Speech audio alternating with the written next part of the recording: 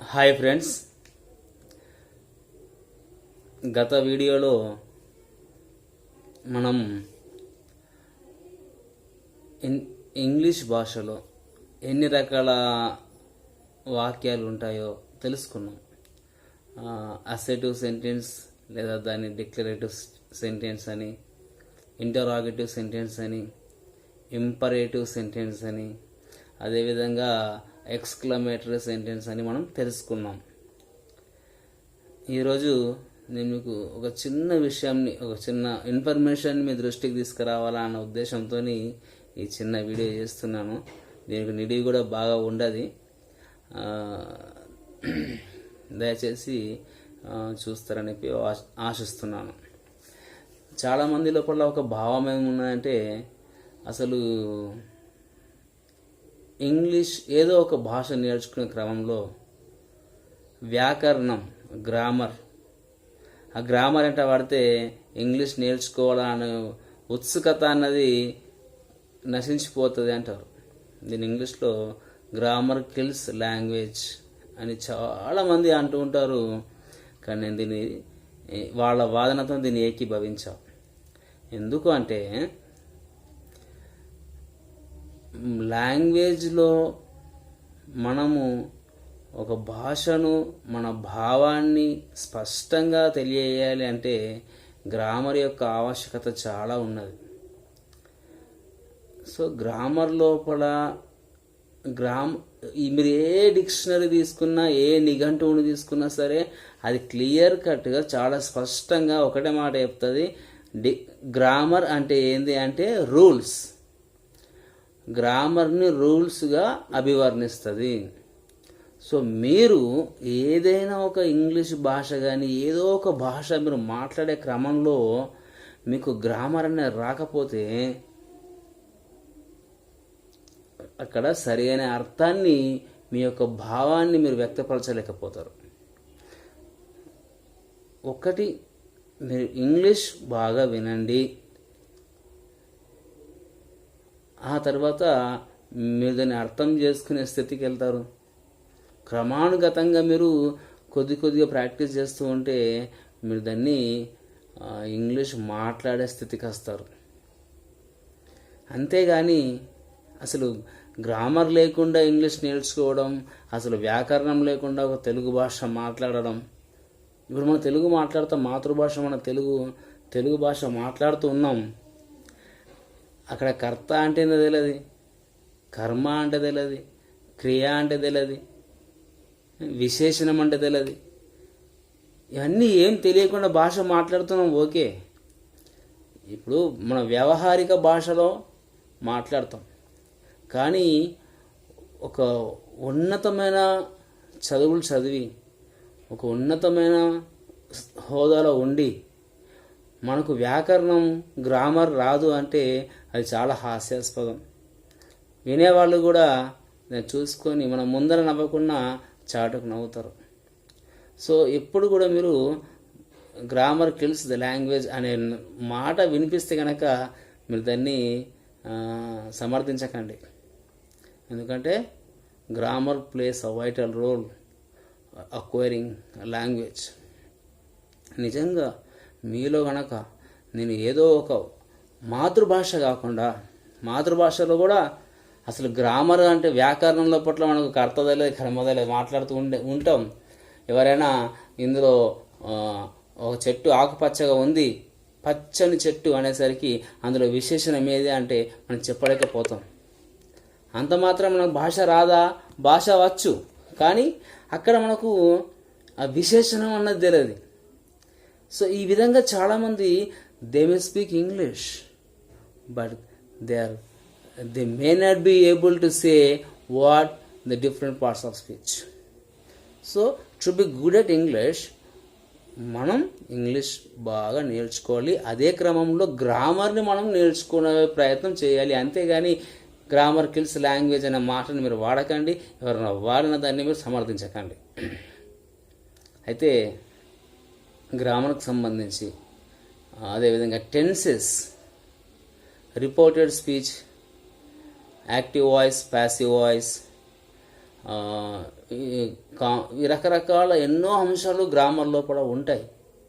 నేను వీటి గురించి ఒక్కొక్కటి నేను మీకు చెప్పే ప్రయత్నం చేస్తాను. కానీ ఈరోజు మాత్రం ఒక చిన్న వీడియో మీకోసం చేస్తా అన్న ఒక భావన కలిగింది కాబట్టి చేస్తున్నా. చాలామంది ఏం చేస్తున్నారంటే ఈ డూ డజ్ అనే ఈ విషయాల్లో కూడా కన్ఫ్యూజ్ అయిపోతున్నారు. చాలామంది అసలు ఎక్కడ డూ అన్న పదం, డూ అనే ఫామ్ ఉపయోగించాలా, డస్ అన్న ఫామ్ ఎక్కడ ఉపయోగించాలా వాళ్ళకు తెలుసుకోలేకపోతున్నారు. సో వాళ్ళ కోసం ఈరోజు నేను ఒక చిన్న ఫోటోతో సహా మీకు వివరిస్తాను.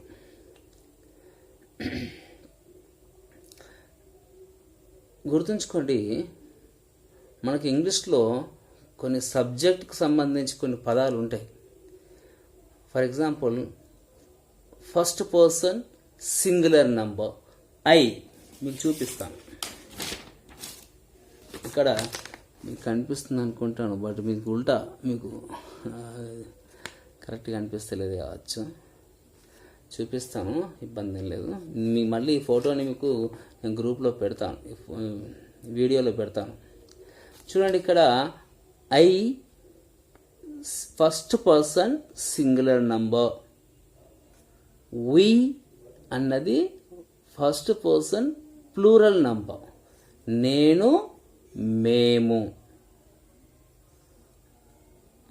Second person singular number you అంటే నీవు. ఇంగ్లీష్లో మనం తెలుగులో నీవు అని ఏకవచనంతో మాట్లాడతాం, మీరు అని బహువచనంలో మాట్లాడతాం. కానీ ఇంగ్లీష్లో యు అన్న నీవు మీరు అని రెండు రకాల పదాలని యు అన్న పదాన్ని ఉపయోగిస్తాం. సో ఇక్కడ first person singular, second person singular number, third person singular number, ఈ రెండింటికి కూడా మనం యూనే అంటాం. సో ఇక్కడ ఈ first person singular number I నేను, first person plural number we మేము అనే వాటికి, second person singular number you, second person plural number you అనే వాటికి డూ ఫామ్ని ఉపయోగిస్తాం. డూ ఫామ్ అంటే యాక్షన్ వర్డ్స్కి సంబంధించి. ఫర్ ఎగ్జాంపుల్, మీకు ఎగ్జాంపుల్ మీకు ఇచ్చిన కమ్, మీరు కలిపి చూడండి ఒకసారి. I come, we come, I go, you go, I eat, you eat, we eat అంటాం. అదేవిధంగా ఇక్కడ థర్డ్ పర్సన్ సింగులర్ నంబర్లోకి వస్తే హీ, షీ, ఇట్, ఈ మూడు పదాలు ఏవైతే ఉన్నాయో హీ, షీ, ఇట్, వీటిని మనం ఏమంటామంటే థర్డ్ పర్సన్ సింగులర్ నంబర్. దీనికి డస్ ఫామ్ ఉపయోగించాలి. ఫర్ ఎగ్జాంపుల్, మనం ఎట్లయితే ఐ సింగులర్ నంబర్ ఐకి కమ్ అన్నామో, కమ్ అన్నది డూ ఫామ్, కమ్ అన్నాం. అదేవిధంగా హీ, షీ, ఇట్ అని ఈ థర్డ్ పర్సన్ సింగులర్ నంబర్ వచ్చినప్పుడు ఇక్కడ మనం డస్ ఫామ్ ఉపయోగించాలి.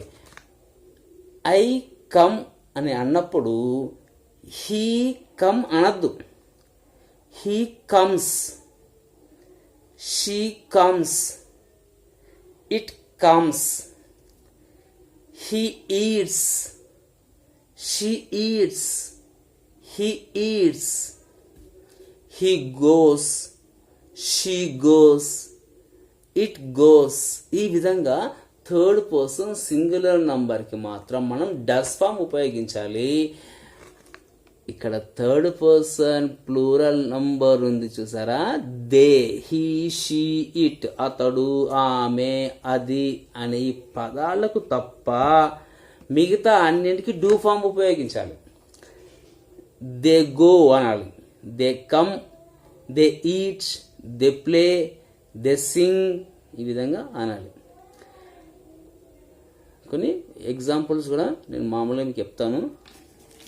I go, I watch, I play cricket, you come, we run. So ఇలాంటి పదాలకి మనం ఓన్లీ డూ ఫామ్ ఉపయోగిస్తున్నాం. అదే third person singular number he, she, ఇట్కి మాత్రం డస్ ఫామ్ ఉపయోగిస్తున్నాం. నేను ఎట్లయితే ఐ కమ్ అంటున్నానో హీ కమ్ అనద్దు, he comes, she goes, it runs.